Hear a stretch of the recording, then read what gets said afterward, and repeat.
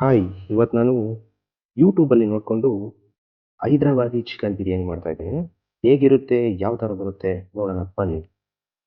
ಮೊದಲಿಗೆ 3 ಮಧ್ಯಮ ಗಾತ್ರದ ಈರುಳ್ಳಿನ ತಗೊಂಡು ಉದ್ದಕ್ಕೆ ಸಣ್ಣದಾಗಿ ಹಚ್ಕೊಬೇಕು. ನಂತರ ನೋಡಿ ಇಲ್ಲಿ ಕಾಣ್ತಾ ಇದೆಯಲ್ಲ, ಈ ಥರ ಹಚ್ಕೊಬೇಕು. ಮತ್ತೆ ಒಂದು ಪ್ಯಾನಲ್ಲಿ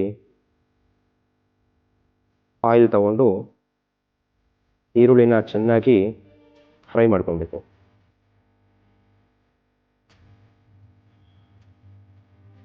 ಯಾವ ಥರ ಫ್ರೈ ಮಾಡ್ಕೊಬೇಕಂದ್ರೆ ಈರುಳ್ಳಿ ಎಲ್ಲ ಗೋಲ್ಡನ್ ಬ್ರೌನ್ ಕಲರ್ ಬರಬೇಕು. ಆ ರೀತಿ ಚೆನ್ನಾಗಿ ಮೀಡಿಯಂ ಫ್ಲೇಮ್ ಇಟ್ಕೊಂಡು ಚೆನ್ನಾಗಿ ನೋಡಿ ಈ ಥರ ಫ್ರೈ ಮಾಡಿಕೊಂಡು ಇದನ್ನು ಸೈಡ್ಗೆ ತಿರ್ಕೊಬೇಕು. ಆಮೇಲೆ ಚಿಕನ್ ಅರ್ಧ ಕೆ ಜಿ ಚೆನ್ನಾಗಿ ತೊಳೆದಿಟ್ಕೊಂಡು ಶುಂಠಿ ಬೆಳ್ಳುಳ್ಳಿ ಪೇಸ್ಟ್ 1 ಸ್ಪೂನ್, ಸ್ವಲ್ಪ ಕೊತ್ತಂಬರಿ ಸೊಪ್ಪು, ಹಾಗೆ ಪುದೀನ ಸೊಪ್ಪು ಸ್ವಲ್ಪ, ಹಾಗೆ ಹಸಿರುಮೆಣಸಿನ್ಕಾಯಿ 4, 1 ಟೇಬಲ್ ಸ್ಪೂನ್ ಖಾರದ ಪುಡಿ, ಮತ್ತು 1 ಟೇಬಲ್ ಸ್ಪೂನ್ ಅರಿಶಿಣ, ಧನಿಯಾ ಪುಡಿ, ಗರಂ ಮಸಾಲ, ಹಾಗೆ ಬಿರಿಯಾನಿ ಪೌಡ್ರ್ ಮತ್ತು ಮೊಸರು ಹಾಕ್ಕೊಬೇಕು. ಒಂದು 200 ml ಮೊಸರು ಹಾಕ್ಕೊಳ್ಳಿ. ಹಾಗೆ ಒಂದು ನಿಂಬೆಹಣ್ಣು ಸಹ ಹಾಕ್ಕೊಳ್ಳಿ. ಆಮೇಲೆ ನಮಗೆ ಉಪ್ಪು ಎಷ್ಟು ಬೇಕೋ, ನಮ್ಗೆ ರುಚಿಗೆ ಎಷ್ಟು ಬೇಕೋ ಅಷ್ಟು ಉಪ್ಪನ್ನು ಸೇರಿಸ್ಕೊಳ್ಳಿ.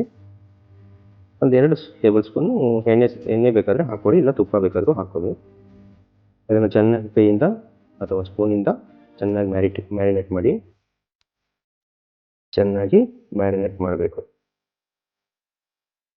ಅದಾದಮೇಲೆ ಒಂದು ಹಾಫ್ ಆನ್ ಅವರಿಂದ 1 ಅವರ್ ಹಾಗೆ ಇಟ್ಟಿರಿ ಫ್ರಿಜ್ಜಲ್ಲಿ.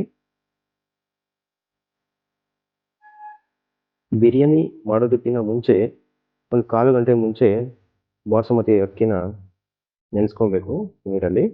ಬಿರಿಯಾನಿಗೆ ಬಾಸುಮತಿ ರೈಸ್ ಅಂದರೆ ತುಂಬ ಚೆನ್ನಾಗಿರುತ್ತೆ ಟೇಸ್ಟು. ಚೆನ್ನಾಗಿ ತೊಳೆದು ನೆನೆಸಿಡಿ. ಅದಾದಮೇಲೆ ಅರ್ಧ ಗಂಟೆ ಆದಮೇಲೆ ನಾವು ಆಗಲೇ ಫ್ರೈ ಮಾಡಿದ ಆನಿಯನ್ ತಗೊಂಡು ಮ್ಯಾರಿನೇಟ್ ಆಗಿರೋ ಚಿಕನ್ಗೆ ಸೇರಿಸಿ ಒಂದು ಕಡಾಯಲ್ಲಿ ಎಣ್ಣೆ, ಅಂದರೆ ಯಾವ ಎಣ್ಣೆ ಅಂದರೆ ನಾವು ಈರುಳ್ಳಿನ ರೋಸ್ಟ್ ಮಾಡ್ಕೊಳ್ಳೋಲ್ಲ ಫಸ್ಟು, ಅದೇ ಎಣ್ಣೆನ ನಾನು ಹಾಕ್ಕೊತಾ ಇದ್ದೀನಿ ಇಲ್ಲಿ. ಇನ್ನು ಸ್ವಲ್ಪ ಬೇಕಾದರೆ ಬೇರೆ ಎಣ್ಣೆ ಹಾಕ್ಕೊಂಡು ಇದಕ್ಕೆ ನಾವು ಚಕ್ಕೆ, ಲವಂಗ, ಜೀರಿಗೆ, ಸೋಂಪು, ಜಾಕಾಯಿ ಇವನ್ನೆಲ್ಲ ಸೇರಿಸ್ಕೊಂಡು ಸ್ವಲ್ಪ ಫ್ರೈ ಮಾಡ್ಕೊಬೇಕು. ಒಂದು ಸ್ವಲ್ಪ ಚೆನ್ನಾಗಿ ಫ್ರೈ ಆದಮೇಲೆ ಇದಕ್ಕೆ ನಾವು ಮ್ಯಾರಿನೇಟ್ ಆಗಿರುವ ಚಿಕನನ್ನು ಸೇರಿಸ್ಕೊಬೇಕು. ಚೆನ್ನಾಗಿ ಫ್ರೈ ಆಗಿದೆ. ಈಗ ನೋಡಿ ಚಿಕನ್ ಹಾಕ್ಕೊತಾ ಇದ್ದೀನಿ ಇದಕ್ಕೆ. ಚೆನ್ನಾಗಿ ಮ್ಯಾರಿನೇಟ್ ಆದರೆ ಟೇಸ್ಟು ಹಾಗೆ ತುಂಬ ಚೆನ್ನಾಗಿ ಬರುತ್ತೆ ಟೇಸ್ಟು. ಚೆನ್ನಾಗಿ ಎಣ್ಣೆಯಲ್ಲೇ ಸ್ವಲ್ಪ ಬೇಯಿಸ್ಕೊಬೇಕು ನೀವು. ಏನಿಲ್ಲ ಸರಿಸುಮಾರು ಒಂದು 60-70% ಚೆನ್ನಾಗಿ ಬೇಯಿಸ್ಕೊಬೇಕು. ಒಂದು 10 ನಿಮಿಷ 8 ನಿಮಿಷ ಮುಚ್ಚಿಟ್ಟಿದ್ರೆ ಚೆನ್ನಾಗಿ ಬೆಂದಿರುತ್ತೆ. ನೋಡಿ ಈಗ ಸ್ವಲ್ಪ ಚೆನ್ನಾಗಿ ಬೆಂದಿದೆ.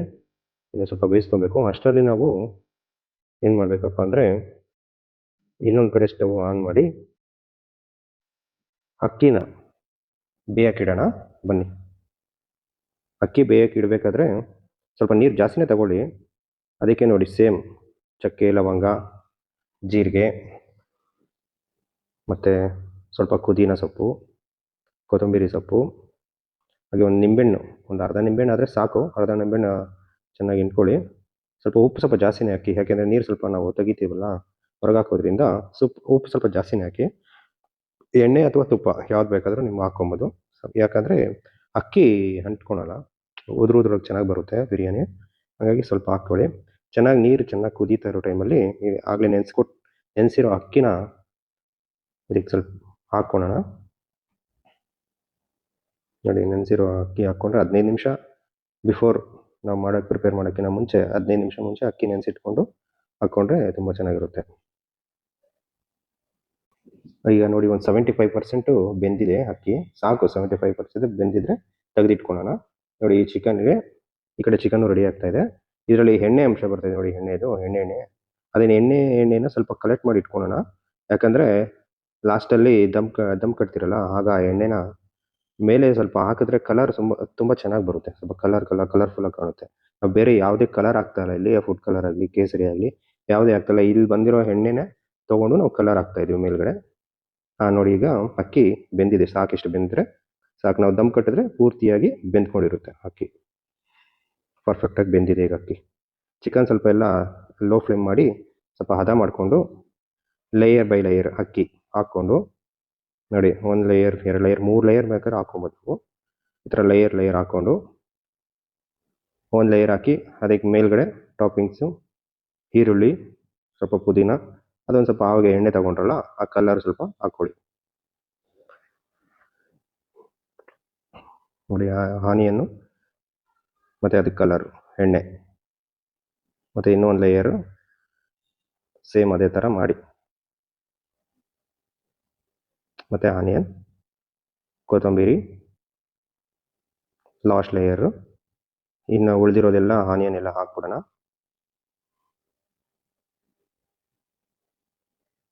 ಕೊತ್ತಂಬರಿ ಸೊಪ್ಪು ಹಾಕೋಣ. ಇದಕ್ಕೆ ಒಂದು ಸ್ವಲ್ಪ ನಿಂಬೆಹಣ್ಣು ಇದ್ದರೆ ಹಾಕ್ಕೊಳ್ಳಿ, ಇಲ್ಲಾಂದರೆ ಬೇಡ. ನಾನು ಹಾಕ್ತಾ ಇದ್ದೀನಿ ನಿಂಬೆಹಣ್ಣು.